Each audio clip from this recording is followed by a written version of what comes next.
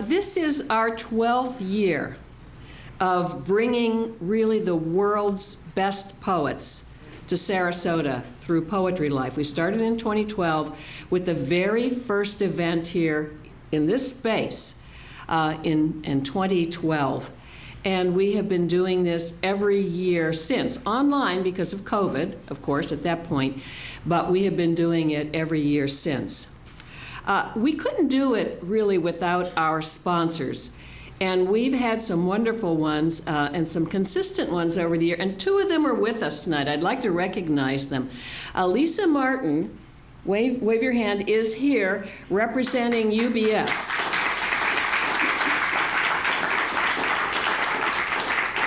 And you'll see the whole list of sponsors on the back of your program, but I'm not going to mention them all except for those who are with us right now. Joan Lovell is here. So she and her husband, Wally Kramer, have been sponsors of this for many, many years as well. And I really thank you for all of this.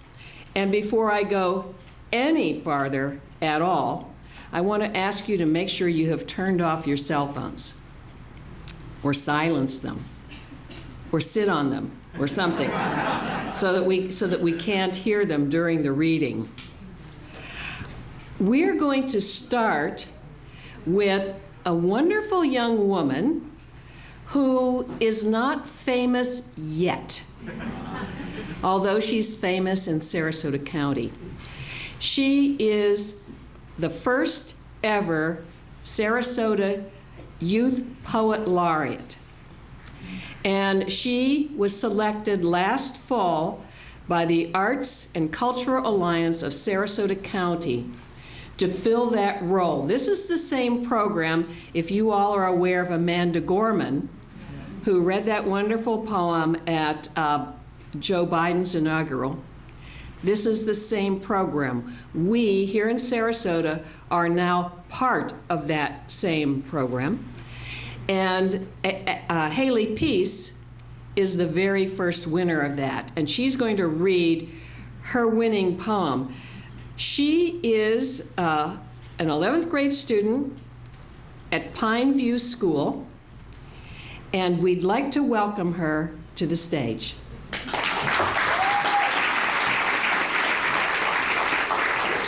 Whew. All right, you can hear me. Awesome. All right, well, hi, I'm Haley, and this is my poem, The Land of Fools. I saw a world filled with poetry, creeping on walls like vines and blooming like flowers. And as of late, I have started to think that I need a break. I wandered into the poetic world filled with idealists and the unlike-minded, where the different dimensions of everything run wild on a page, and I surrender myself to the ink that runs off of the auditorium stage. Yes, maybe this world is the land of fools, the land of daydreamers and their pens and tools. And if that is so, I am ready to go. I'll put my words in a suitcase and my checklists on hold. I'll throw in a coat for the Dickinson-painted landscapes that prove to be cold. And when summer blossoms into the balm of evening air, I will savor the poetry that cannot be written but in a moment. I will live among the prose that is lost within a single striking of neurons, as the lines once stolen are breathed back into the atmosphere. As my words travel to a memory long gone, I will still hold their ghosts so dear. Others may warn me that entering this world means leaving behind all dignity, but I will let myself be taken with grace, and I will wrap my soul in poetry. The land of fools will welcome me, and in the fools I will believe. I will let my words reach around and embrace the landscape and its people and trees. I will rest my mind for all it's worth and believe in the things it's meant to do. For in the land of fools, there is nothing lost, and there is nothing to lose. Thank you.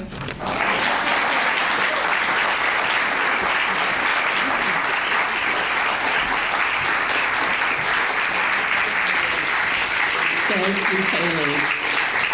That was wonderful. Thank you very much. Now, the full bios of the poets who are the poets are going to be reading tonight are in your program. So I'm not going to give big, long introductions to anybody because you have that information with you. So the first poet who is going to be reading tonight, our first visiting poet, is Patricia Jabbeh Wesley. Now, she's been leading workshops for us all week. We added workshops this season for the first time to PoetryLife, and she's been running a workshop that focuses on healing, and it has been well received. I've heard some of the poems out of that, and it's been absolutely terrific. She's a native of Liberia, and she often writes about her experience with civil war in that country. And I have here for you a few lines, just a couple of lines, from one of her poems that I find especially moving. It's from Healing Will Come, Elegy After Natural Disaster. Somewhere, always somewhere, there's a day when healing comes. Wasn't it this what life was supposed to bring after death, the healing? Please welcome Patricia Jabbeh Wesley to the stage.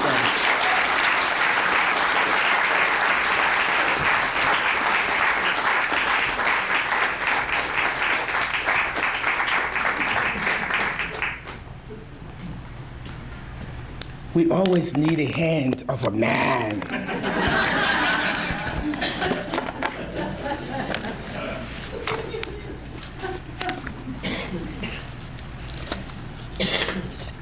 Thank you for coming. I will try not to make any speeches tonight because poets are not supposed to be speech makers. I'm having a lot of allergies because of your red tie. I live in Pennsylvania, guys. I don't like your red tie. The first poem I'm going to read tonight is to my father. I wrote it when he died, and I couldn't go to Africa to bury him because I was undergoing chemotherapy for cancer. And I could not tell him I had cancer until he died. Papa Julio, Papa Julio, Papa Julio, Papa Julio, Papa Julio, Papa Julio, Badimwe, Nebo, Nebo, Papa Julio, Badimwe.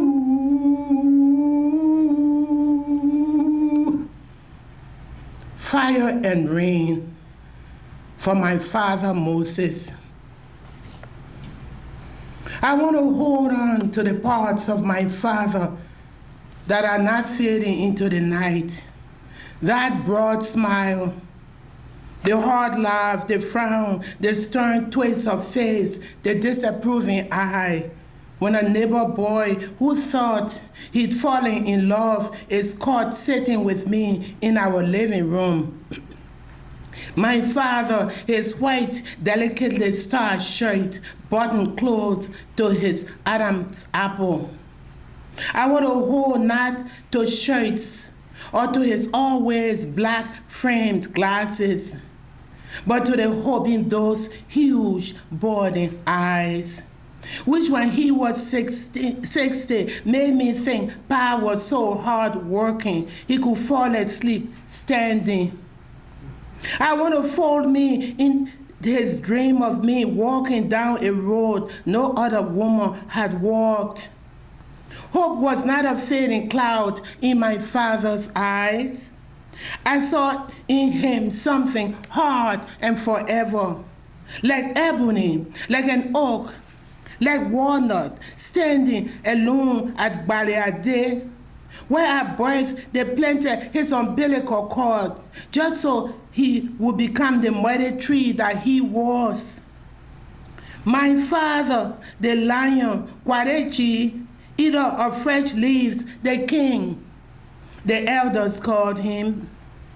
I want to hold on to his life forever, since a father did not die, did not get buried before his eldest girl child could see him lie in death in his casket. claps hands, his face still held high even in death. A father did not fade into cloud and dust. I want to hold on to his phone forever, to hold it captive in my phone forever, to hold on to his sharp voice, his early morning calls, pleading like a dying friend, begging me to come home for his dying. His pleading surprise about the reasons his eldest girl child could not come home, the way a daughter was supposed to, and his not knowing why I would not say why. But how does a daughter tell her dying father that she is too ill to walk? That a cancer patient does not pull out steroid tubes, does not pull out chemo-filled tubes to wail loud on a long flight across the Atlantic? How do you tell your dying father that you cannot come? But in my heart, I hold on to his last sharp laugh, the giving up and not giving up when at last he knew it without knowing. That acceptance of finality, the negotiation between the eldest daughter and the dying father, where the huge Atlantic stands wide, the negotiation of burial rights, that goodbye. Even in his voice, the concession in that last, "I'm proud of you, my daughter." The final word from a man as tough as a steel rock from Tubacan. Father, the early morning dew catcher, the road map from Callaway. My father leaving me to take the journey where the journey wants to go. My father, fire and rain. My father, Moses, parting the Red Sea so the sons of Callaway could follow. The boatman, parting brush and fire. Moses, Kwarechi, father of fathers, I want to hold you forever. Papa William, Papa William, Papa William, Papa William. There's a gribble girl in this room and she can attest to it. When they come to you and they say your father is dead, your mother died. Papa William, Papa William, Papa William, Papa William. Papa William me, I want the word to come. The word is ending, come. Papa William, Papa William.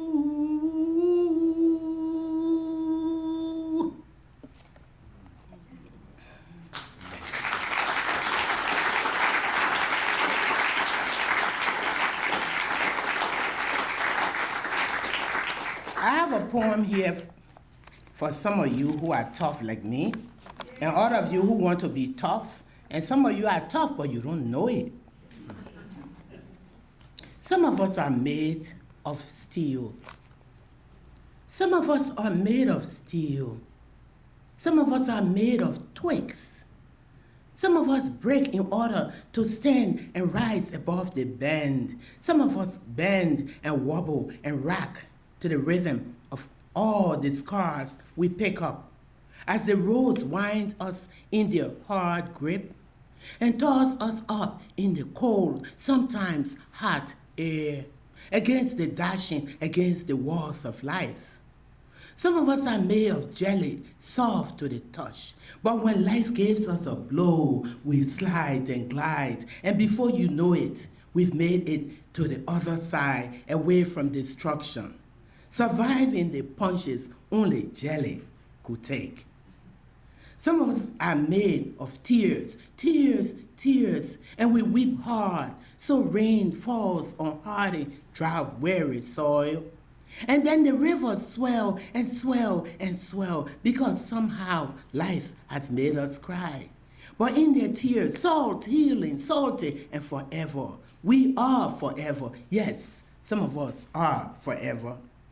No matter what you toss at us, we rise again and again and again, like that old river in my backyard at home. That river that rises and we say, ooh, the river.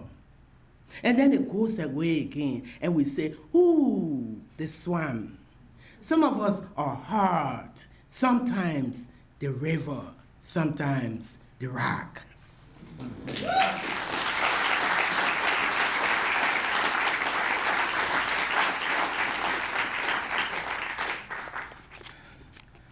As an immigrant, it took a long time for me to understand racism. And I've always protested all the killing of black men until my son moved to Brooklyn. And then one day, my phone alerts me they had just shot a black man in Brooklyn, and he fitted the identity of my son. They killed a black man in Brooklyn today. A dirge for our sons. A policeman has just killed a black man in Brooklyn. Today, another black man shot and killed in America, where we must stop our car so its car can cross a busy highway. But another policeman in America has just killed another one of our sons in Brooklyn. When my phone alerts me, I feel my belly button turning hot. My legs buckled, and I could feel my own fingers trembling around the curves of my phone. Suddenly, I forgot my son's number. I forget the way to call my own son in Brooklyn. My mind tells me it cannot recall how to push the buttons so my Brooklyn black son can show me that he is not dead. To be a black woman is to be a woman ready to mourn. To be a black mother is to go to bed with your head halfway on your pillow. To be a black mother in America is to stand between night and day waiting to see if the policeman will not kill your son today.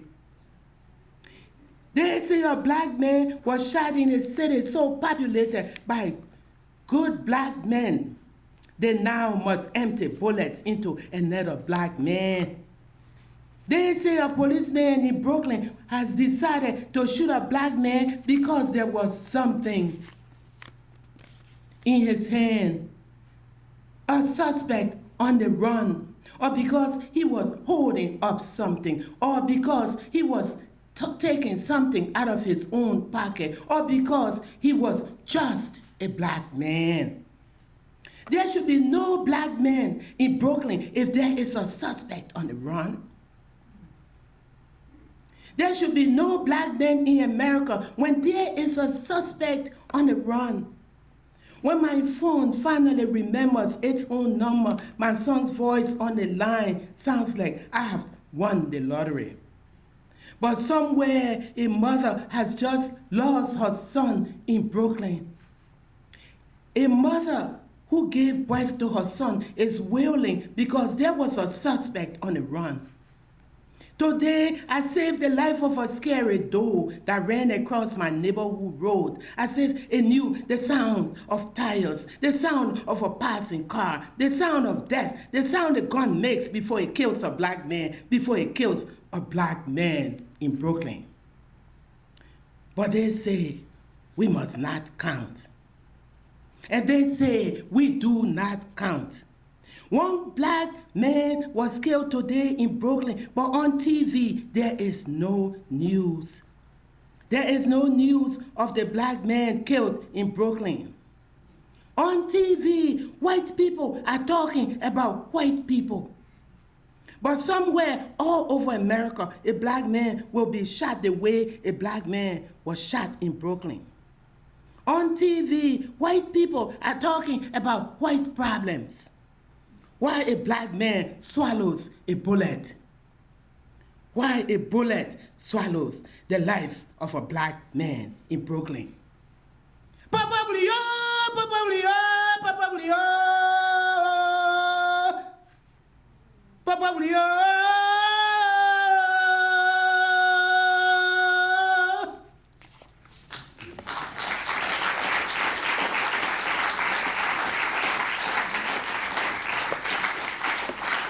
Well, we have some young people here who are falling in love. This old lady has love on her mind. I'm going to read a poem here for my husband. He's not here. I usually embarrass him. I am the wildfire and my husband is the calm. So I have a poem here I wrote for him. He always said, why don't you write a poem for me? Well, every time I wrote a poem, it was about a war. And him in a war with me, the civil war in my country. So this time I have a poem called For My Husband After So Many Years from Blanco. So this is the bed.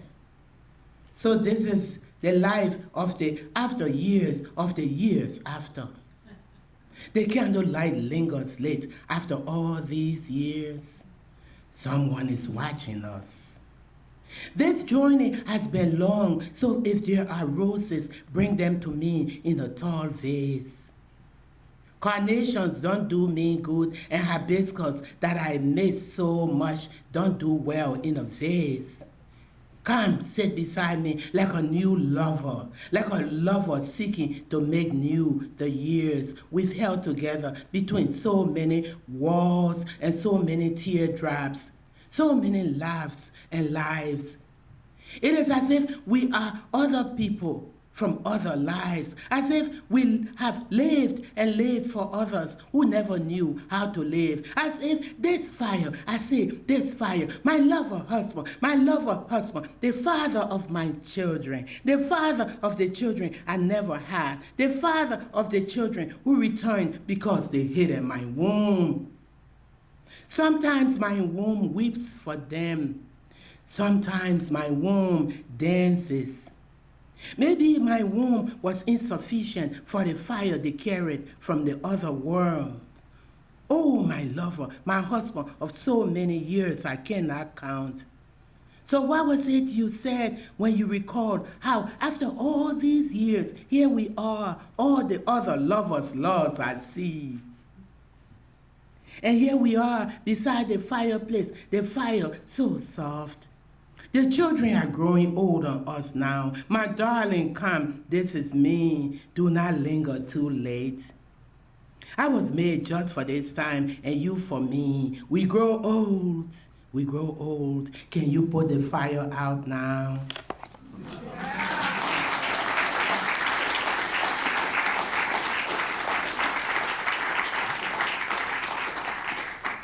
Okay, I think, I'm not sure about the time, but I'm going to close on my title poem. Where's my cue? Where's your cue? You have about another 5-10 minutes yet. Girl, don't I like you? I love this woman. She's a rescuer. She's a rescuer. You know, I'm staying in her house right now, and let me tell you the story. I won't tell you the real story, but I will tell you this story. I was walking around her neighborhood, homeless, because my hotel was so crappy. So I'm walking around, picking up papers and trying to find my way. And then she looks out her window, she said, well, she looks familiar. And then she calls me, hails me down. Hey, come on, I have room. I have too many rooms in my house. Come and take one. I'm like, no. And then I wanted to sleep in a couch. She said, couch? Oh, I got a suite for you. And she moved me in there. Guess what? I'm not going back home.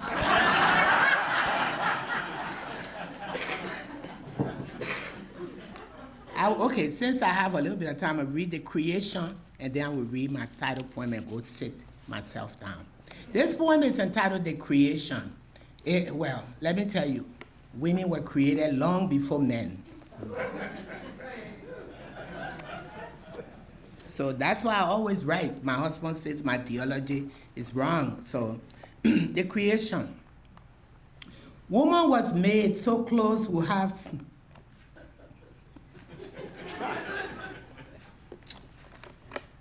Woman was made so clothes will have something to wear. So shoes would find company.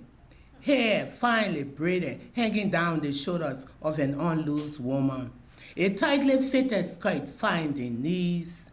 Some leopard suit carved out of unyielding things. Stiff fingers sewing and sewing until fabric attaches itself to permanent skin. All the lost hours and lost sleep just so fabric can find sliding ground on the back of a woman, feeding herself on scraps of unwanted love in a city long lost to map builders. Woman was made so pavement would have feet to carry. Loads of sharp heels bare only to shoes.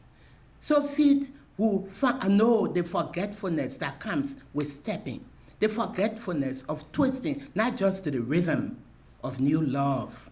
Woman was made so men will have trouble to fall into. Like a ditch, dug so deep, falling into it only creates deep scars in an already scarred heart. Woman was made so worry will have a place to live. So the sun will find moon, so moon will have daylight to blame for its own disappearance. So worry will burn down the throat of some lonely man. Woman was made to put the worry in places where place cannot hold earth. Woman carved crudely out of the beauty of ugliness, out of scarred pieces of pain, beauty out of the broken parts of a broken city, where the heart has forgotten how to mend. Woman was built out of the corrugated pieces of zinc, just so the earth will rebuild, so pain will forget how to be. Earth finding erectness in the small bent carved places where the world has been so long broken there is no longer any unmaking.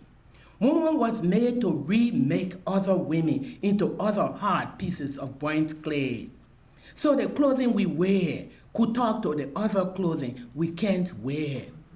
Woman was made from scarred tissues of metal, from the firmness of a brick wall, iron pieces standing up at last for something.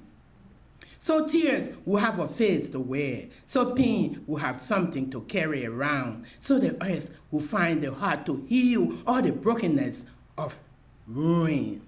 Woman was made to unmake a man the way you unmake a face, the way you undo to rewind the corrugated heart of a world too long broken.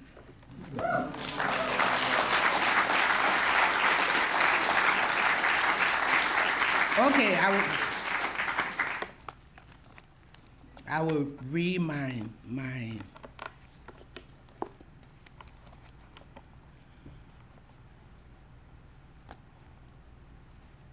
praise song for my children. No, I'm going to read a feminist poem. Do you want me to read praise song or from I come from a continent where women are told to shut up? I come from a continent. I come from a world. I come from a world. I will change it to world from tonight. I come from a world where women are told to shut up. I am a one-woman army through which children come like a sift. This is in my new book manuscript that is finished. I breathe out words and words become people and people spill fire at buildings that are burning with hate. And hate begets dust because after all, hate was never meant to give birth to life.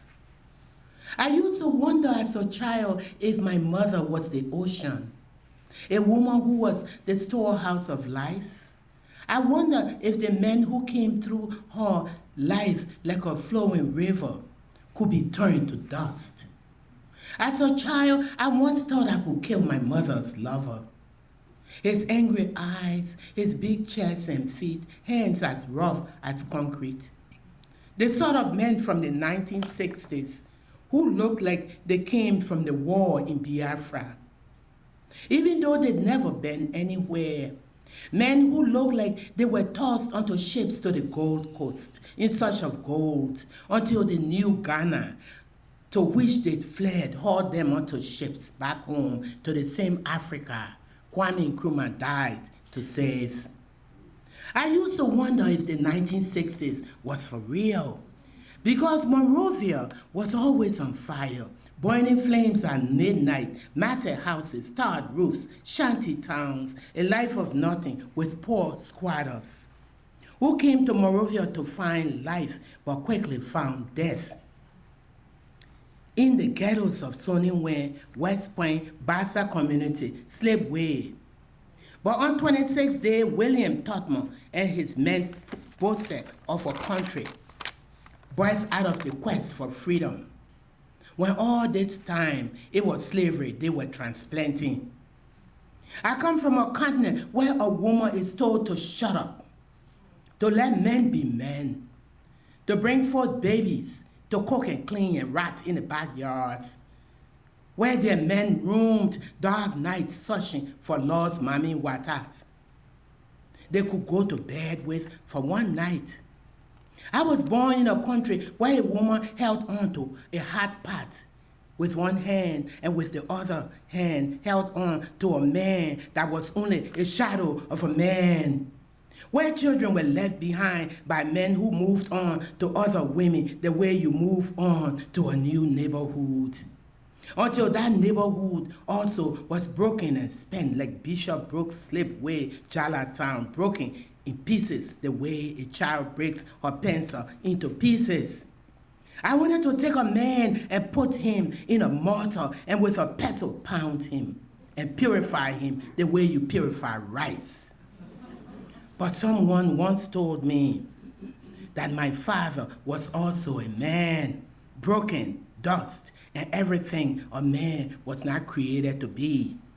So I knelt at the altar and asked God to help me make a man into my image, to recreate the man God had made, to build sons that would stray far from their roots and become real men, the way a man was supposed to be. A man that could walk into a burning house to rescue his children and survive the flames and become the flames, healing the land. Thank you.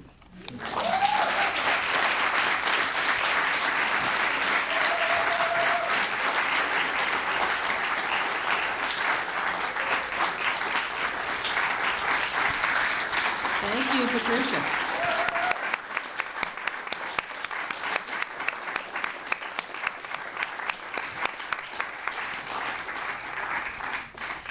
And now we'll hear from Martín Espada.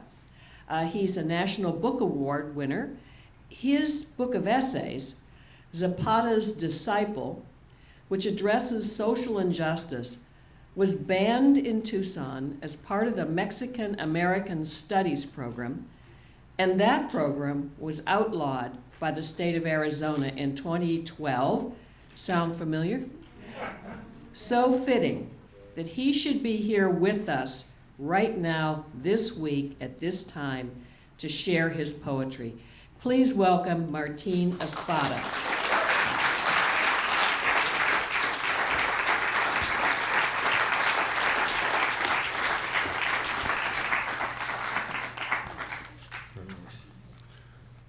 Buenas noches.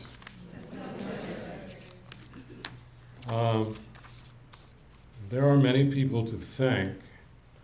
I want to begin by thanking Patricia for that reading. Please give her another round of applause.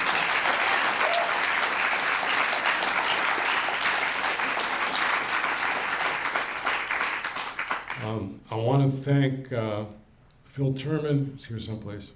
I want to thank Georgia Court. I want to thank Kate and the entire Florida studio team, incredible professionals here.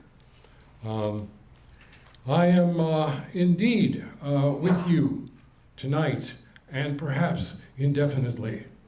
I may become the Phantom of the Opera here because I'm one of those people who made the mistake of living in the Northeast. And the nor'easter has drawn a target on the roof of my house in Western Massachusetts. So I will not be flying out tomorrow. I have optimistically made a reservation for Wednesday. However, I may soon be establishing, like some of you, a second residence here. And like Patricia, Georgia Court took me in and said, stay here in my house of many rooms. And I am there somewhere. So I'm very aware right now of being in Florida. And I want to dedicate my first poem tonight to the migrants Ron DeSantis put on a plane to Martha's Vineyard.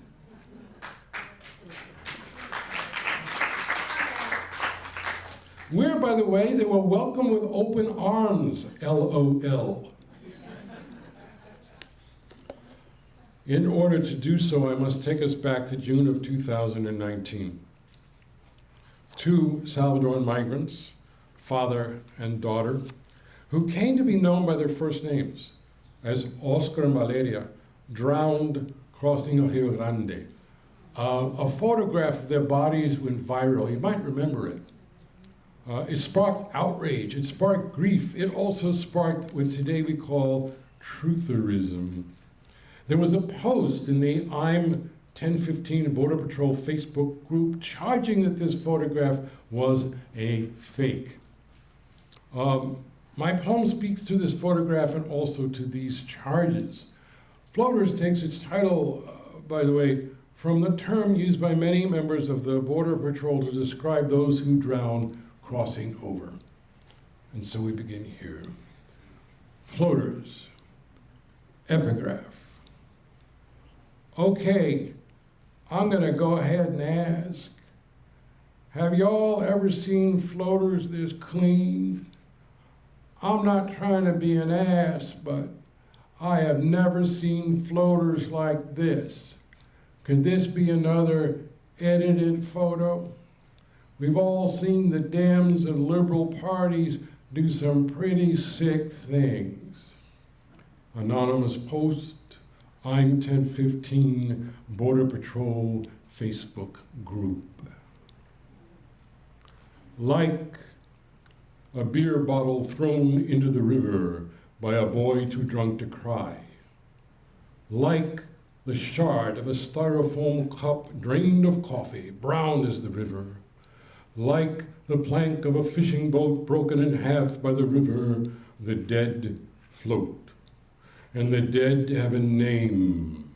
Floaters, say the men of the Border Patrol, keeping watch all night by the river, hearts pumping coffee as they say the word floaters, soft as a bubble, hard as a shoe as it nudges the body to see if it breathes, to see if it moans, to see if it sits up and speaks. And the dead have names. A feast day parade of names, names that dress all in red, names that twirl skirts, names that blow whistles, names that shake rattles, names that sing in praise of the saints. Say, Oscar, Alberto, Martinez, Ramirez. Say, Angie, Valeria, Martinez, Avalos. See how they rise off the tongue, the calling of bird to bird somewhere in the trees above our heads, trilling in the dark heart of the leaves. Say what we know of them now they are dead. Oscar slapped dough for pizza with oven-blistered fingers. Daughter Valeria sang, banging a toy guitar. He slipped free of the apron he wore in the blast of the oven, sold the motorcycle he would kick till it sputtered to life, counted off pesos for the journey across the river, and the last of his 25 years, and the last of her 23 months. There is another name that beats its wings in the heart of the trees. Say, Tanya, Vanessa, Avalos, Oscar's wife, and Valeria's mother, the witness stumbling along the river. Now their names rise off her tongue. Say, Oscar y Valeria. He swam from Matamoros across to Brownsville. The girl slung around his neck, stood her in the weeds on the Texas side of the river, swore to return with her mother in hand, turning his back as fathers do, who later say, I turned around and she was gone. In the time it takes for a bird to hop from branch to branch, Valeria jumped in the river after her father. Maybe he called out her name as he swept her up from the river. Maybe the river drowned out his voice as the water swept them away. Tanya called out the names of the saints, but the saints drowsed in the stupor of birds in the dark, their cages covered with blankets. The men on patrol would never hear their pleas for asylum, watching for floaters, hearts pumping coffee all night on the Texas side of the river. No one, they say, had ever seen floaters this clean. Oscar's black shirt yanked up to the armpits, Valeria's arms slung around her father's neck, even after the light left her eyes, both face down in the weeds back on the Mexican side of the river. Another edited photo. See how her head disappears in his shirt, the water-like diaper bunched in her pants, the blue of the blue cans. The radio warned us about the crisis actors we see at one school shooting after another. The man called. Oscar will breathe, sit up, speak, tug the black shirt over his head, shower off the mud, and shake hands with the photographer. Yet, the floaters did not float down the Rio Grande like Olympians showing off the backstroke, nor did the souls float up to Dallas, land of rumored jobs and a president shot in the head as he waved from his motorcade. No bubbles rose from their breath in the mud, light as the iridescent circles of soap that would fascinate a 2-year-old. And the dead still have names. Names that sing in praise of the saints, names that flower in blossoms of white, a cortege of names dressed all in black, trailing the coffins to the cemetery. Carve their names in headlines and gravestones they would never know in the kitchens of this cacophonous world. Enter their names in the book of names. Say Oscar Alberto Martinez Ramirez. Say Angie Valeria Martinez Avalos. Bury them in a corner of the cemetery named for the sainted Archbishop of the Poor, shot in the heart saying Mass, bullets bought by the taxes I paid when I worked as a bouncer and fractured my hand 40 years ago, and bumper stickers read, El Salvador is Spanish for Vietnam. When the last bubble of breath escapes the body, may the men who speak of floaters, who have never seen floaters this clean, float through the clouds to the heavens, where they paddle the air as they wait for the saint who flips with the keys on his ring like a drowsy janitor, till he fingers the key that turns the lock and shuts the gate on their babble-tongued faces, and they plunge back to earth, a shower of hailstones pelting the river, the Mexican side of the river.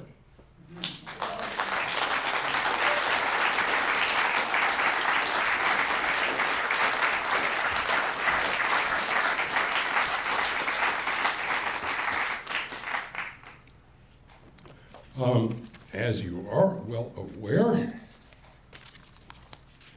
a children's book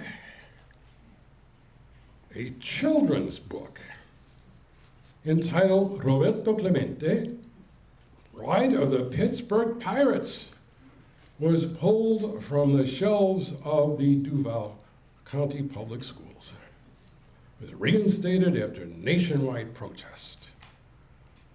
And so, I would like to read and dedicate this poem tonight to the author, Jonah Winter, and the artist, Raul Colon. This is a poem that has to do with Puerto Rican Baseball Hall of Famer Roberto Clemente, who died on New Year's Eve 1972, delivering earthquake supplies to Nicaragua. I was 15 years old, living in Valley Stream, Long Island, where we were the only Puerto Rican family. This poem is called Big Bird Died for Your Sins. Barry was 6'6", 15 like me, floating layups and hook shots over our heads through the hoop in my driveway. We called him Big Bird for dwarfing us, for his slappy feet, for the mouth that hung in a grin at all our stories. We called him Big Bird because he would yell foul every time anyone bumped him under the basket as if we lived on Sesame Street. I liked Big Bird and his white boy afro. He never called me a greasy-haired spick under the hoop in my own driveway like Frankie, the clown on the block. On New Year's Eve, Roberto Clemente himself set foot on the prop plane at the airport of Puerto Rico, my father's island. Boxes for Nicaragua stacked up after the earthquake, knowing the dictator's Guardia Nacional would crack open the crates, greedy as a pillaging army if he did not loom over them.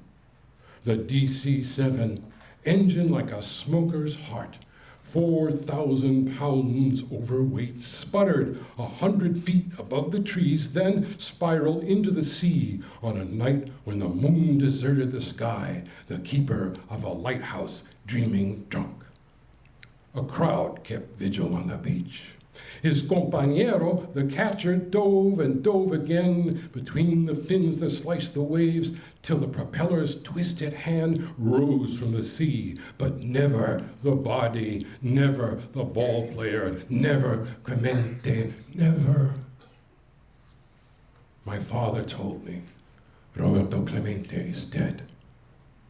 I could swear my father's eyes were red. I had never seen my father cry. This must be hay fever in winter.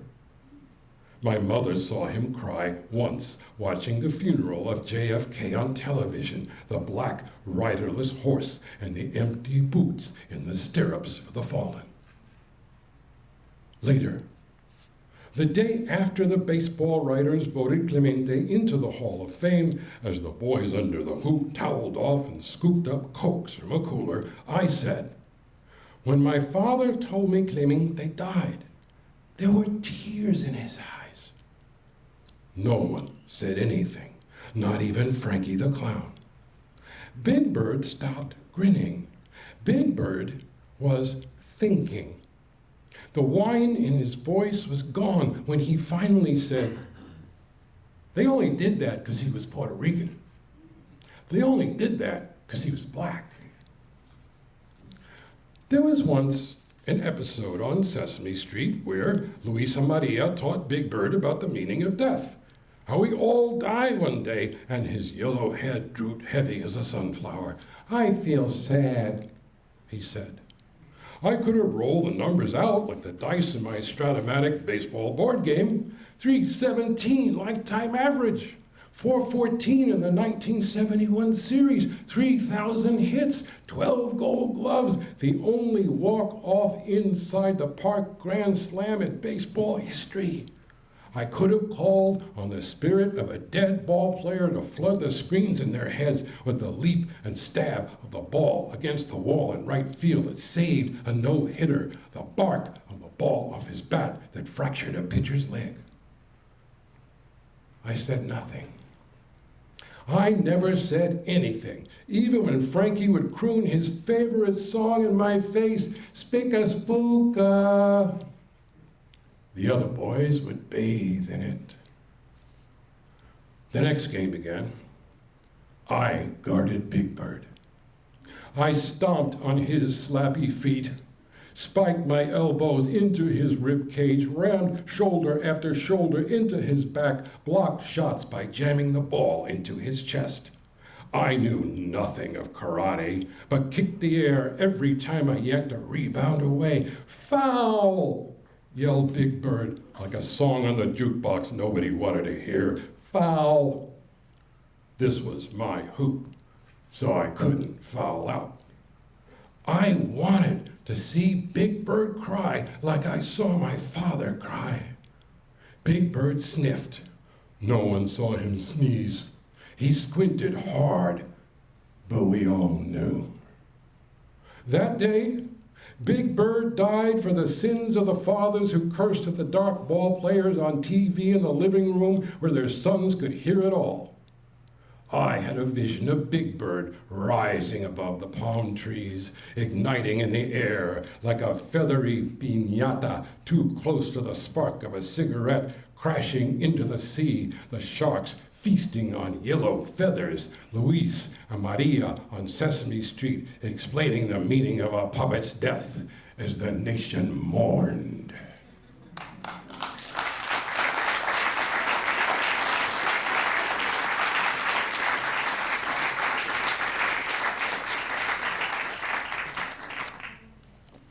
So I believe firmly that times of hate call for poems of love. My wife, Lauren, is a poet, a novelist, and a committed high school teacher. Yeah.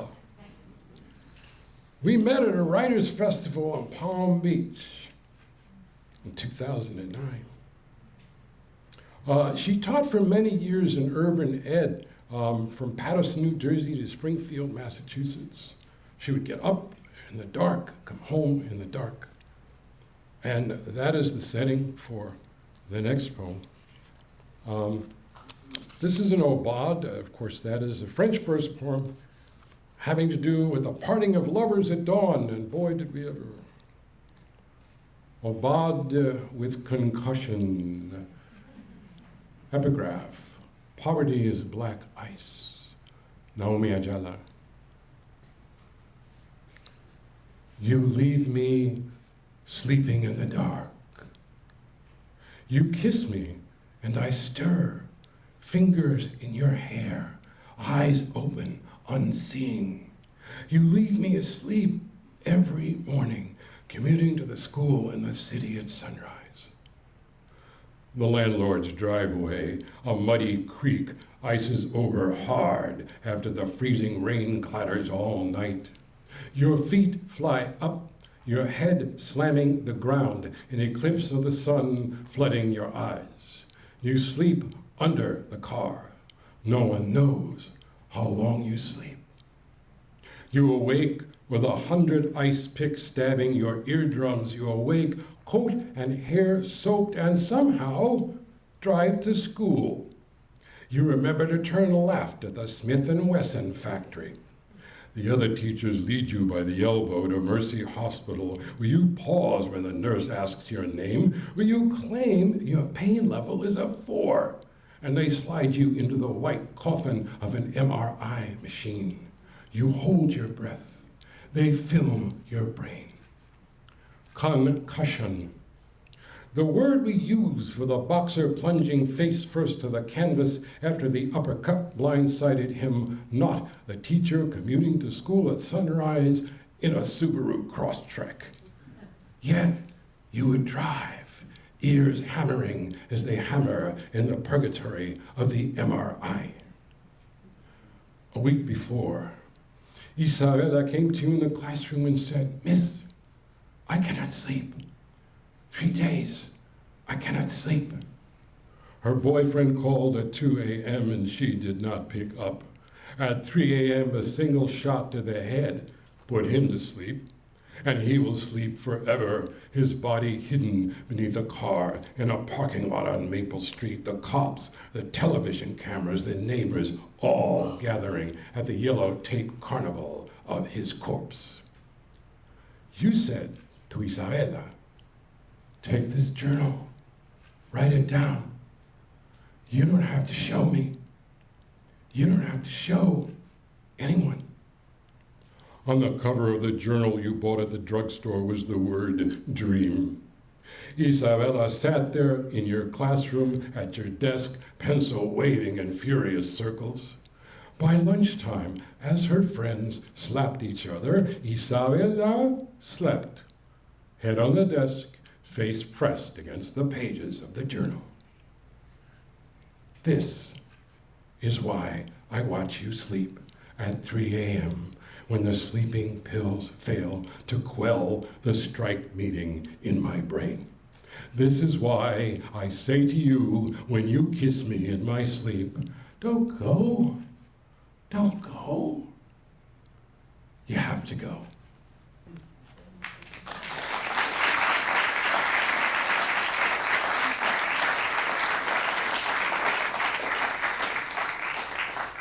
So, here's the other extreme.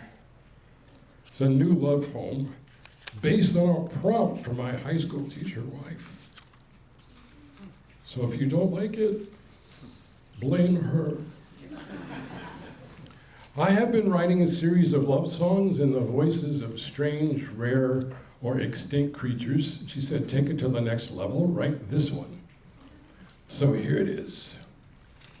Love song of the disembodied head in a jar. Like the pirates and revolutionaries of legend, heads spiked atop the great bridge spanning the great city, I am now a head without a body. Maybe the body ran away while I was sleeping, slamming headless into walls and doors. Maybe my body flew away, flapping arms liberated until the zap of telephone wires. You love me even if I am nothing but a disembodied head in a jar. You take me everywhere, buying an extra ticket to the movies and propping the jar on your lap so I can see the screen. Hauling me to our favorite pizza joint on the boardwalk for 2 slices on a paper plate, though I can no longer chew or swallow. You yell at anyone who stares too long at my head, rotating slowly in a soup of formaldehyde, and defiantly smooch the jar in their presence. We hustle dollars at the county fair. The crowds press close to shriek when I blink at them, to gape astonished when I sing, I'm forever blowing bubbles. The bubbles rising from my nose and mouth, my hair swaying like seaweed. You take care of me. You dump beard shampoo into my jar as if you were feeding fish. You read to me from bad novels and we snicker together. You leave me on your night table so my floating face is all you see when your alarm goes off to wake you in the morning. Good morning, my love, you say.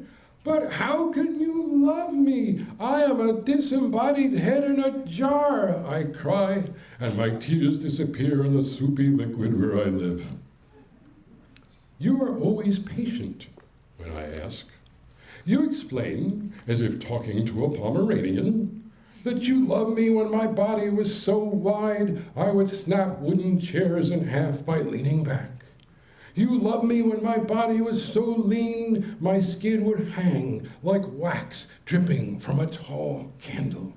You loved me when my body was so broad 2 satchels dangle from the rack of my shoulders as I bounded up the stairs of the train station to see you. You loved me when my body was so spindly the sheets in the hospital mummified me as if fresh from the sarcophagus. Now you love me when my head swims laps all day. And you kiss my lips pressed up against the glass with a loud smack. Today, my head sits in a jar atop the piano in the dining room, where the poets eating arroz con pollo at our table can toast me with their wine, where the washing machine repairman can tell us he had a cousin like that, where I can warble my love song of the disembodied head for you, I'm forever blowing bubbles, the only song I can remember as you play along on the piano and my head turns slowly to the music.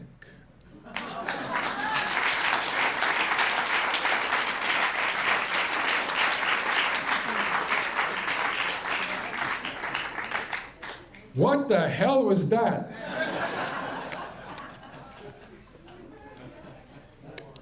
Okay. I'm going to read two more. There are all kinds of love poems, as I have just demonstrated. And I'm going to read this one now. By the way, I know you all have floaters. This is on page 52 of your hymnal. Jack Agüeros was a New York, Puerto Rican poet, fiction writer, playwright, essayist, translator, community organizer, director of El Museo del Barrio, and most importantly, my second father. This is a poem for him. It's called Flan, for Jack Agüeros, 1934 to 2014. I was 8 when the blackout struck and the lights died all across the city like a massacre of fireflies. In the projects of Brooklyn, I steered myself to 14F, fingers spread against the cool tiles of the hallway, past the concrete and chicken wire terrace where I once burned ants with a magnifying glass. Many years later, at the Chinese restaurant uptown, Jack said, "They got any flan here?" He was my first poet. I had seen the fireflies in his sonnets blink and float away. Fulano, the philosopher in the unemployment line. Blanco, the painter, painting in the madhouse. Monterosa, the dealer killed by shotgun in a bar on Avenue A. His mother, the seamstress, in the quick needle of her sewing machine. Jack, the moving man, his hands sliced raw. He stacked his apartment with dictionaries in 3 languages. I knew the raconteur's grin with every tale. Raul Julia is a friend of mine, a Puerto Rican playing Macbeth. He took 14 curtain calls on opening night. Maybe he would tell me now that flan was not Puerto Rican or Mexican or Spanish, but Chinese, invented by a trembling cook to satisfy the palate of an emperor in the Ming dynasty. "No flan, Jack," I said. "This is a Chinese restaurant." 2 minutes later, he said, "They got any flan?" I showed him the dog-eared and fingerprinted menu. "No flan," I said. When the waiter unfurled his pad, Jack said to him, "You got flan?" He sang the song for an hour. The egg roll was not flan. The fried rice was not flan. The fortune cookie was not flan. "Can we get some flan?" He said. "God damn it, Jack," I said. The poets crowded into the bar, striding to the mic. Jack stood with poem in hand, read the title, tilted his head, and said it again. Studied the page as if the words shriveled up like ants burnt under a magnifying glass, then sat down. I witnessed the massacre of fireflies. A few of us clapped, not knowing what to do with our hands, staring at the sonneteer who lost all his quatrains and couplets in the denim jacket he left on the subway, the words of Fulano still waiting on the unemployment line. "The faster you spin, the stiller you look. There's something to learn in that. But what?" After the diagnosis, I handed Jack a book of poems. He dangled the book upside down like a stiff mouse by the tail, something we would sniff behind the refrigerator. I wanted sonnets. Jack kept singing the chorus of the song. "Get me to the church, get me to the church, get me to the church on time." At the end, I leaned over Jack's bed to read his own poem in his ear, but some words come home after the blackout fingers crawling on the wall. I know what I should have said at the Chinese restaurant. "Jack, let's get some flan." We should have braved the subway at rush hour, strap hangers rocking all the way to 14th Street and 8th Avenue to La Taza de Oro, gone now like Jack for rice and beans, squid in its own ink, café con leche, he flan, Jack. A spoonful of flan for you? After all the years of sonnets and bread for me, the steam rising when your hands crack the crust at the table.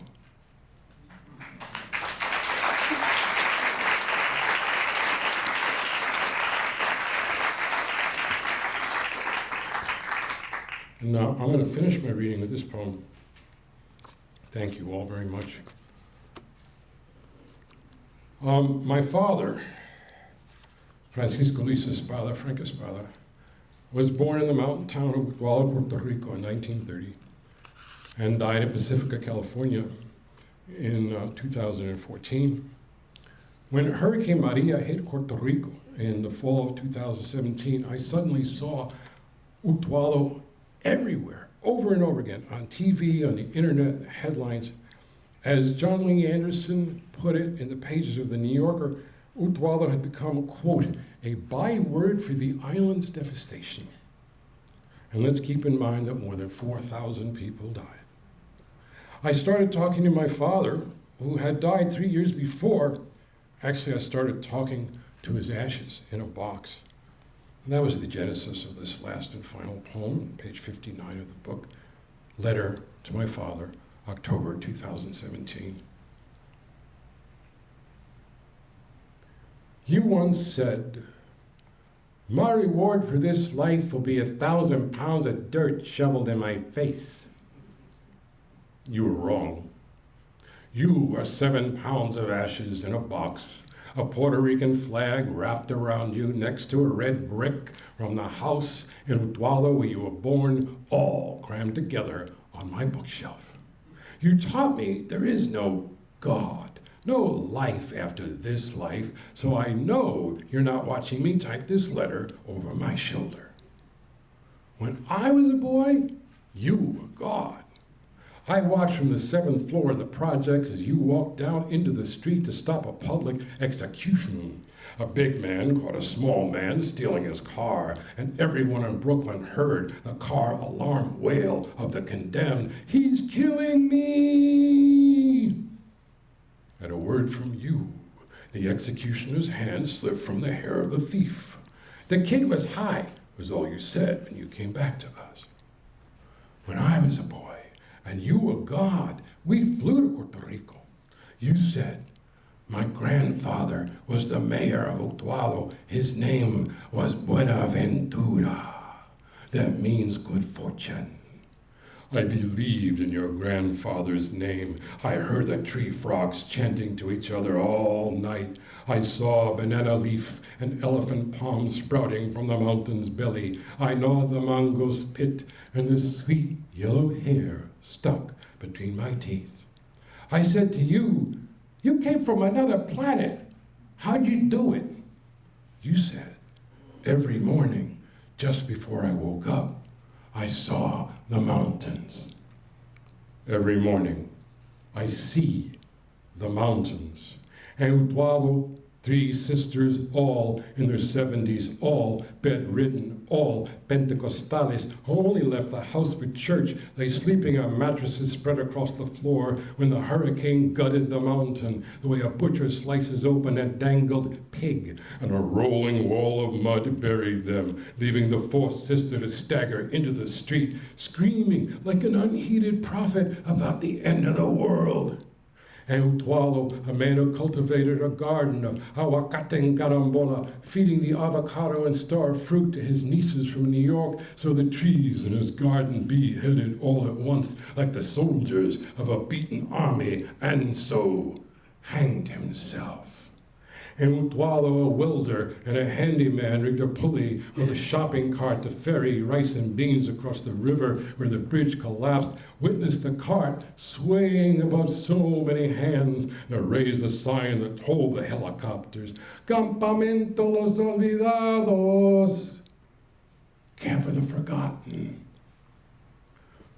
Los Olvidados wait 7 hours in line for a government meal of Skittles and Vienna sausage, or a tart to cover the bones of a house with no roof as the fungus grows on their skin from sleeping on mattresses drenched with the spit of the hurricane. They drink the brown water, waiting for microscopic monsters in their bellies to visit plagues upon them. A nurse says, these people are going to have an epidemic. These people are gonna die.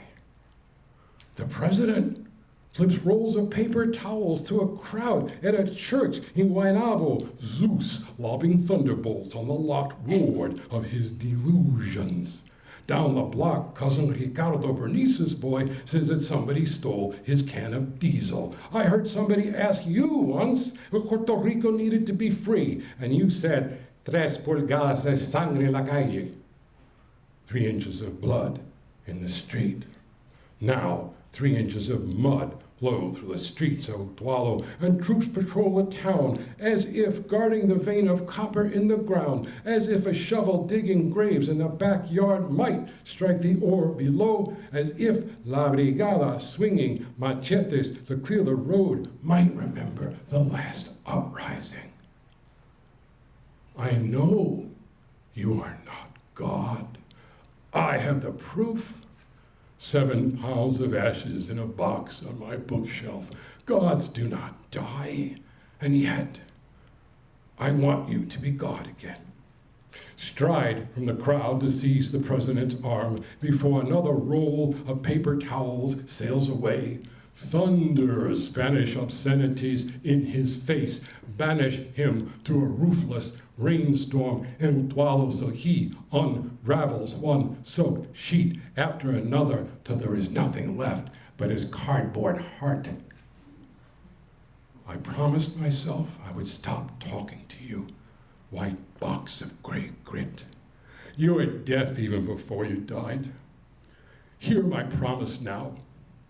I will take you to the mountains, where houses lost like ships at sea rise blue and yellow from the mud.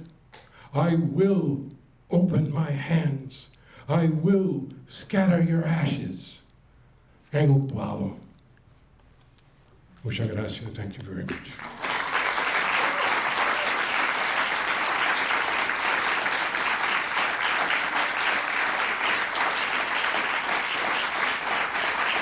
Thank you.